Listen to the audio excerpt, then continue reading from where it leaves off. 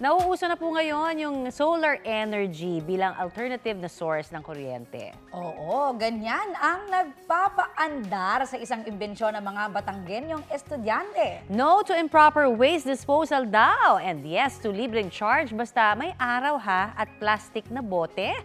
Hanep! Ang research project ng grade 12 students ng Kalaka Senior High School. Yan po ang solar-powered charger at waste disposal. Imbensyon na 2-in-1 para sa kalikasan. Para yung malaking power bank na nag-iipon ng kuryente gamit ang solar panels. Pwede ka namang mag-charge basta may ihuhulog na recycled plastic bottles. Sulit naman ang 4,000 pisong budget at mahigit 2 buwang ginugol para sa project. Bukod po sa mataas na school grades, nakuha rin nila ang paghanga ng mga netizens. Talaga namang wow!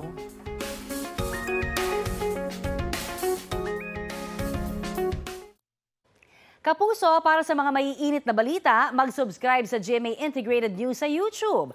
Sa mga kapuso naman abroad, subaybayan nyo kami sa GMA Pinoy TV at sa www.gmanews.tv.